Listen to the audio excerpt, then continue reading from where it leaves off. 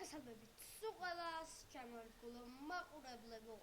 დღეს წარმოგიდგენთ გტას. ხო და ახლა იმიტომ ვიღებ ამ ვიდეოს რომ ანუ მინდა რომ თქვათ რას ფიქრობთ აი ამ სურათზე. აი თქვენი აზრით. დაწერეთ კომენტარებში. აი მეც ძალიან დამაინტერესა. თქვენი აზრი მაინტერესებს მე. რას ფიქრობთ აი ამ გტაზე? ანუ ესე ითქვას, დაწერეთ კომენტარებში რას ფიქრობთ, რა არის ანუ